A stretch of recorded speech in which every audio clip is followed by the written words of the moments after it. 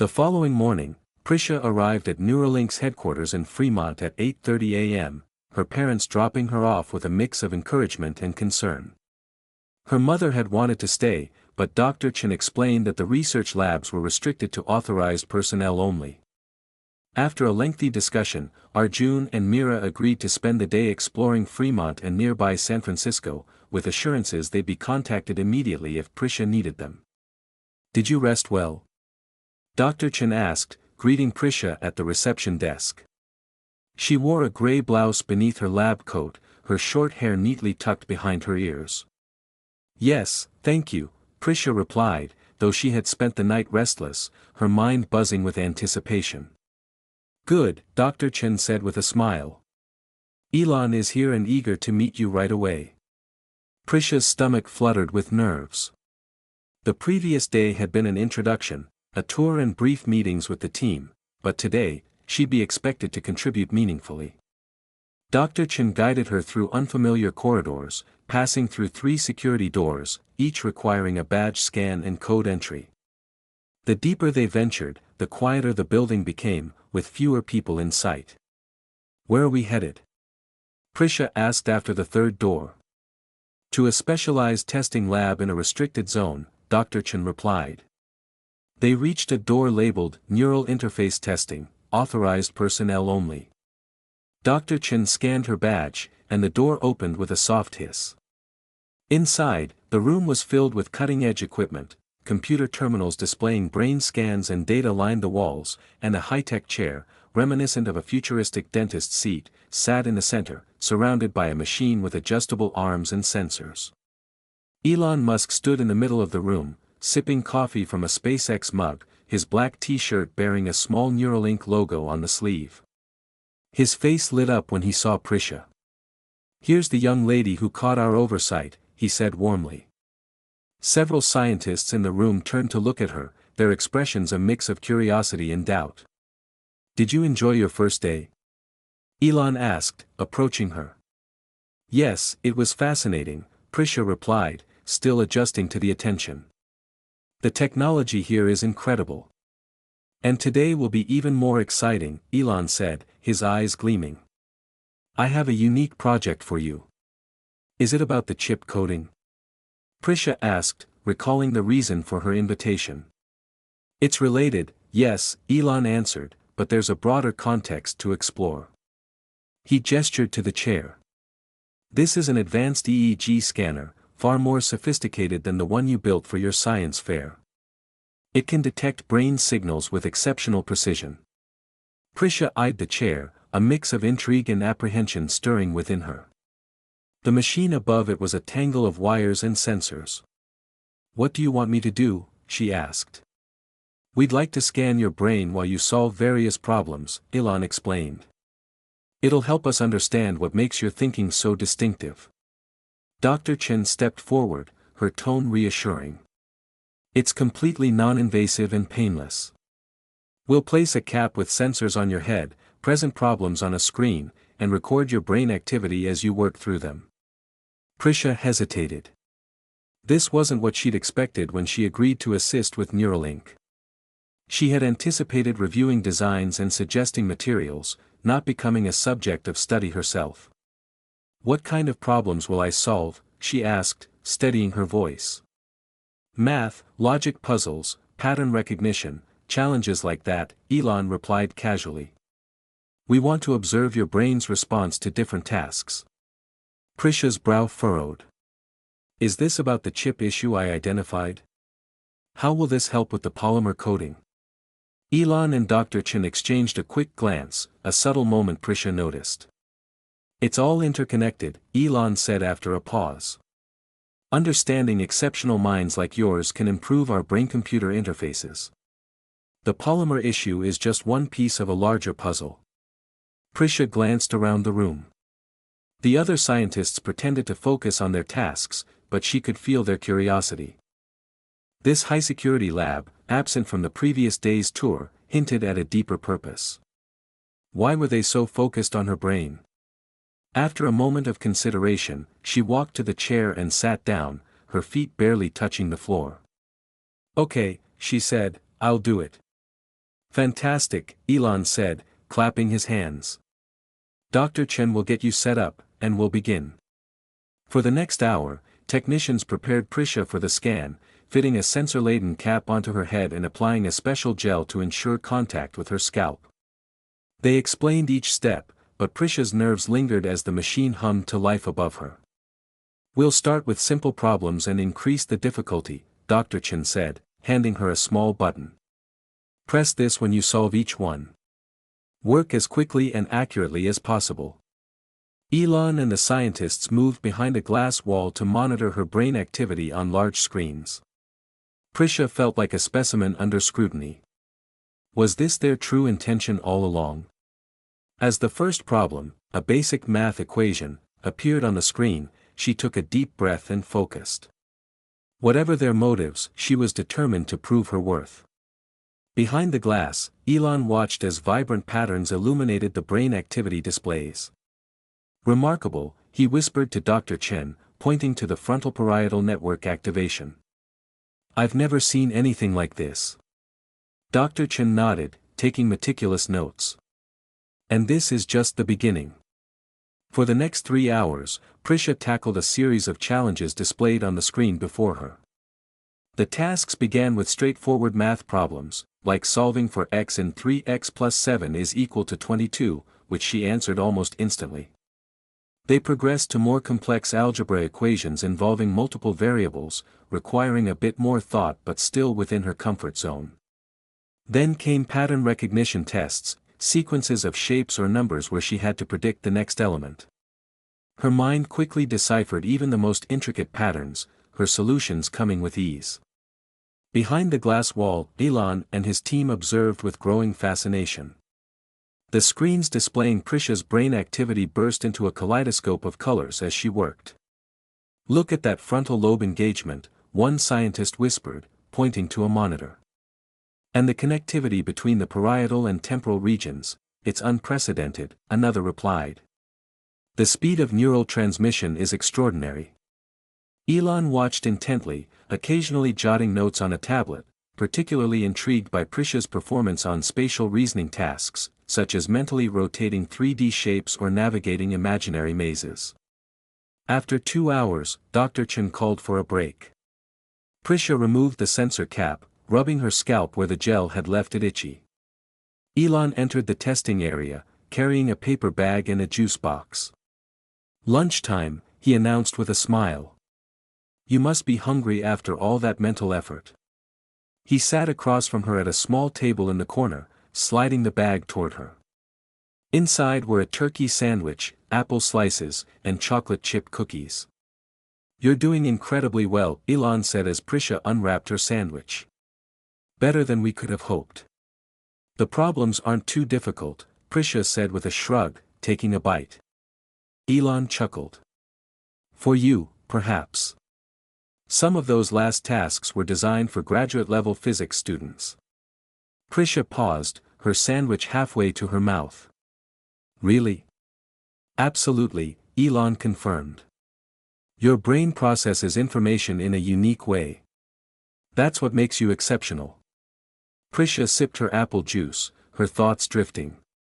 When will I work on the Neuralink issue? She asked. The polymer coating problem I pointed out. Soon, Elon assured her, his enthusiasm evident. But first, we need to complete these tests. What we're learning about your cognition today will help us build better neural interfaces. Prisha wasn't fully satisfied with the response but nodded, accepting it for now. The problems were engaging, even if they weren't what she'd expected. I have a question, she said. Why me? There must be other people with high IQs you could study. Elon considered her words. There are. Yes, he said. But your uniqueness lies in how your brain connects ideas. You don't just process quickly, you see relationships others miss. That's rare, even among the brightest minds. After lunch, the tests resumed with a shift to more complex, open-ended challenges. Design a bridge to support 500 pounds using only these materials, one prompt instructed, listing available resources. These tasks had no single correct answer, requiring Prisha to devise solutions from scratch.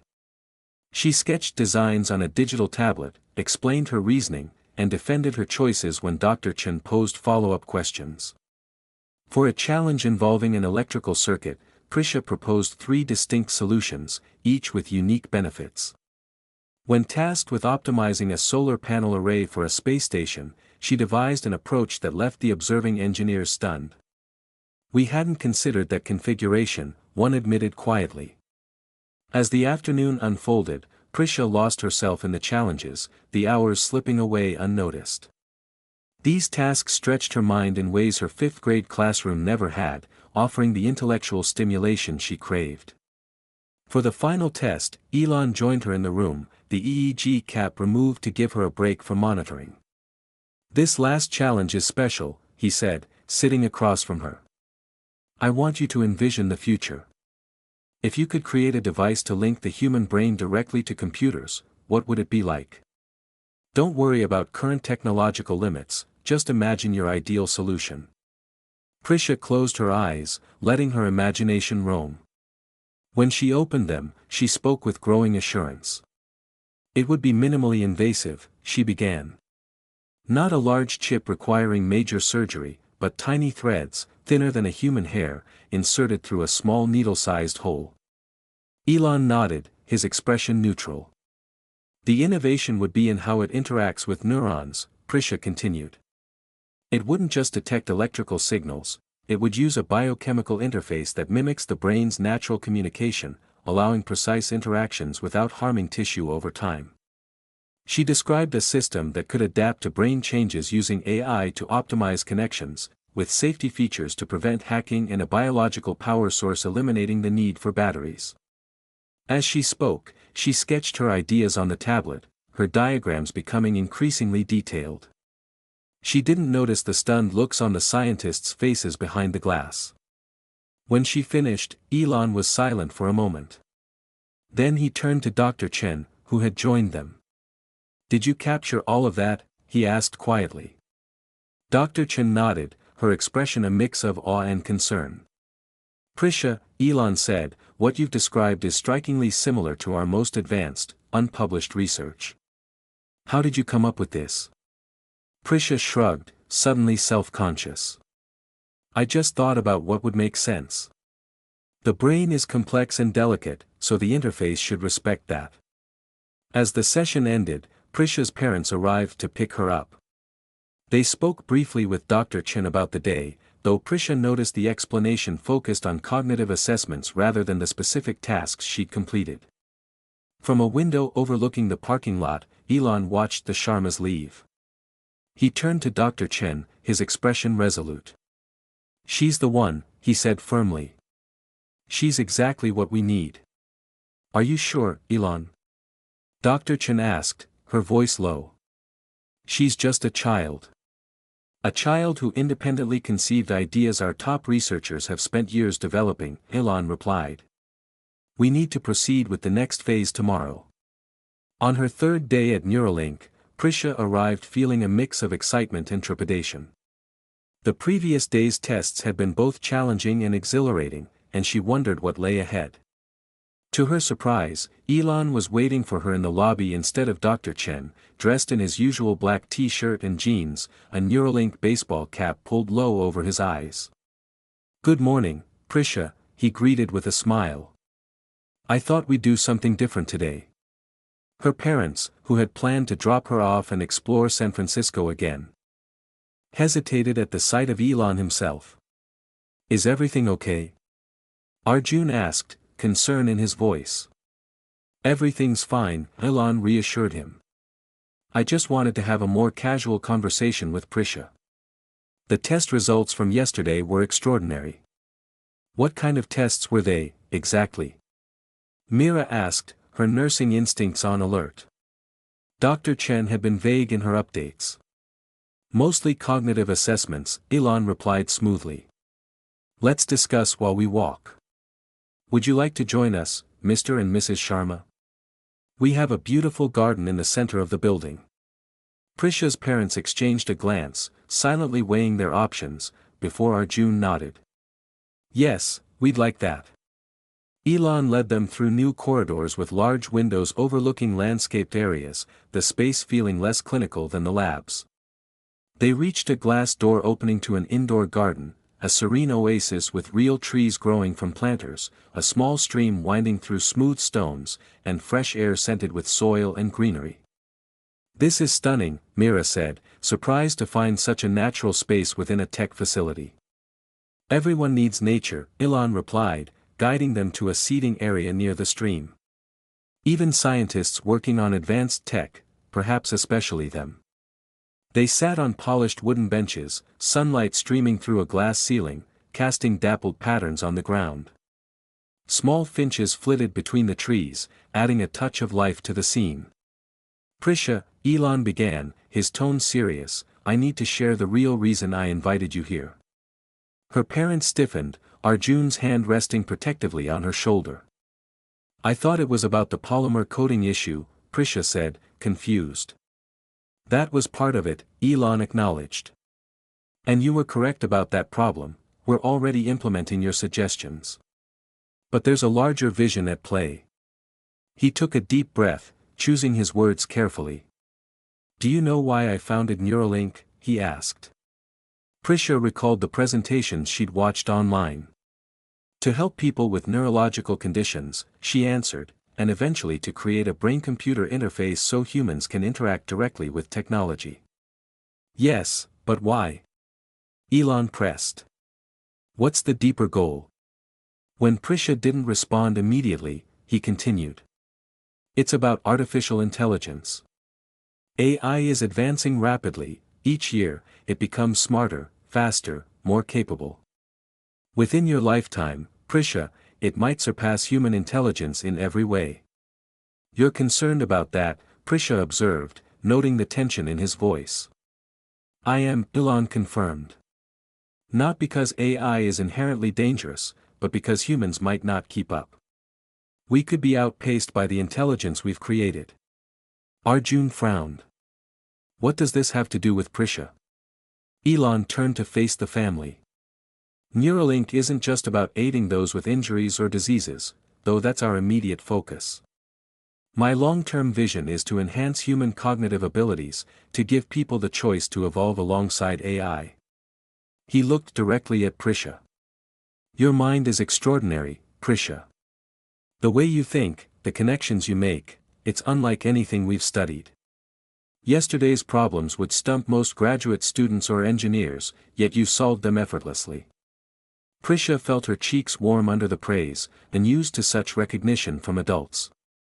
"We want to understand how your brain functions," Elon continued. "Not just for science, but to develop neural interfaces that could help others process information more like you do." "You want to make everyone think like Prisha?" Mira asked, her skepticism evident. "Not quite," Elon clarified. "But we want to learn what makes certain minds excel at connecting ideas. If we can enhance those abilities in others, even slightly, it could help humanity keep pace with AI." Prisha's thoughts raced as she grasped the implications. "So, you're not just addressing the chipped flaw I found," she said slowly. "You're hoping I can help create something new, something that changes how people think." "Precisely," Elon confirmed. "Something that could change everything." Arjun stood abruptly, his voice firm. "This is too much." Prisha is 11 years old. She came to help with a specific issue, not to be the cornerstone of enhancing human intelligence. "Dad, wait," Prisha said, tugging his sleeve. "I want to hear more." Elon raised his hands in a calming gesture. "I understand your concerns, Mr. Sharma. That's why I wanted us all here, to be fully transparent. What exactly have you been testing these past 2 days?" Mira asked, her instincts sharp. "Were those really just cognitive assessments?" "Yes, but targeted ones," Elon explained. "We've been mapping Prisha's brain activity as she solves problems. The patterns are unique, regions that typically don't interact in most people are highly connected in her brain." He pulled out a tablet, displaying 2 brain scans. "This is a typical high IQ adult," he said, showing one image. And this is Prisha's from yesterday. The second scan revealed vibrant, interconnected networks across her brain. These patterns may explain her ability to link seemingly unrelated concepts, Elon said. If we can understand how they work, we might create interfaces to facilitate similar processing in others. Prisha studied the scans of her own brain, both fascinated and unnerved by the visual proof of her differences. "What happens if I keep helping?" she asked quietly. Elon leaned forward, his passion clear. "We'd collaborate to design a new neural interface, one that could help people think more creatively, connect ideas more clearly, and process information more efficiently. Not to make everyone a genius, but to equip humanity to evolve alongside technology. And this would also help people with brain injuries?" Prisha asked, recalling Neuralink's original mission that had first captured her interest. "Absolutely," Elon assured her. "Medical applications are our priority. Everything we learn will enhance our ability to assist those with paralysis, memory disorders, and other conditions." Her parents exchanged a look, silently deliberating. "We need time to discuss this as a family," Mira said firmly. "Of course," Elon agreed, standing. "This is a significant decision. Take all the time you need." As they walked back to the lobby, Prisha's mind buzzed with questions. What would it mean to help create technology that altered human thought? Was she truly ready for such a responsibility? And what if she declined? The next morning, after a lengthy family discussion in their hotel room, Prisha returned to Neuralink with her parents' cautious approval. They had established strict boundaries, daily updates on her activities, a limit of 4 hours of work per day, and one parent always present in the building, even if not in the restricted labs. Elon had agreed to these terms, clearly pleased that Prisha would continue. "Today, we begin the real work," Dr. Chen said, leading Prisha into a smaller lab packed with advanced equipment. Large screens displayed diagrams of the Neuralink chip and microscopic images of brain tissue. 4 other scientists awaited them, introducing themselves as experts in materials science, neurobiology, electrical engineering, and computer programming. For the first time, Prisha felt like a true collaborator, not a test subject. "We want to share everything with you," Dr. Chen said, pulling up detailed schematics of the Neuralink chip on a main display. "Our designs, manufacturing processes, test results, no secrets." For hours, the team walked Prisha through their work in meticulous detail. They showed her the neural threads, each thinner than a human hair, containing dozens of electrodes to record and stimulate brain activity. "This is the polymer coating you flagged as problematic. This concludes our narrative journey. I trust you found this gripping saga of intrigue, cutting-edge innovation, and astonishing discoveries captivating. From where are you tuning in today? I'm curious to learn which corner of the globe this tale has touched. If this escapade held your interest, please give this video a thumbs up and consider subscribing to the channel for a steady stream of compelling, mind-expanding stories just like this one. Fresh material is posted frequently, ensuring you're always in the loop for the newest spellbinding adventures. Be sure to pass this video along to your loved ones and friends. It's a great way to share positivity and insight while expanding our circle of story enthusiasts. Your encouragement is invaluable. Thank you for joining me, and I look forward to welcoming you back for the next tale.